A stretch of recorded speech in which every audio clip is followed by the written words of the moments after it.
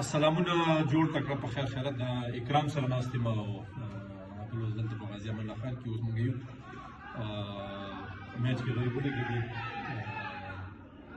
دلته ورمېږ باندې ولګېد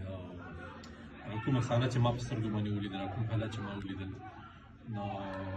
هغه مرګ ژوند د خدای په لاس کې ده یعنې یو ډېر بد حالات و چې ما ولیدل دغه د اوس ماشاءالله دی مثلا د ناست هم د ویډیو مې دغې لپاره کوم چې هغې نه وروسته بیا ما ته چا یو کیسه وکړله د شپې چې خبره کېږي وایي صدقه رد بلا ده نو هر کله چې وس کېږي هر کله چې یو څه شی چې در سره یي ځان ساتل ډېر اسانه دي خو تکړه خلک هغه دي چې څه چې د وس نه کېږي نورو سره هم ورسره کومک وکړي اکرام وایي چې کله په لګېدو په ورځ باندې چې سهار دی راته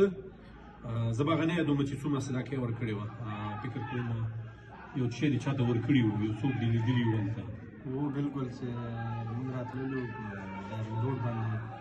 یو ښځه ولاړه وه هغه ته موږ هغه صدقه ورکړه یوازې ما نه زموږ سره چې موټر کې څوک ناست وو هغوی ټولو موږ یو ځای ورکړله هر یو خپله څومره چې وسه کېده موږ هم ورکړه نو په همغه ورځ هم لګېدم نو الله پاک زه بچ کړم او زه خو بیخي تاسو خپله ولیدل هر څه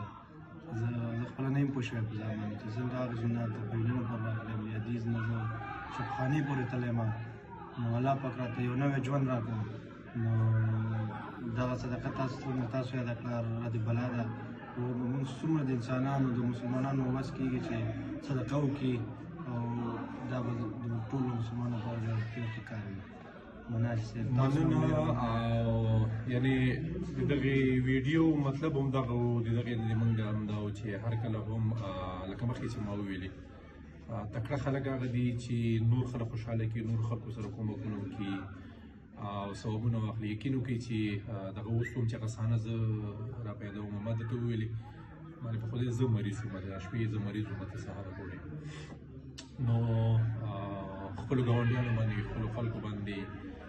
چې هر څوک درته لاس راوږدي چې هر څوک څه ته نه وغواړي په ځای د دې چې ویې رټو عزت یې سره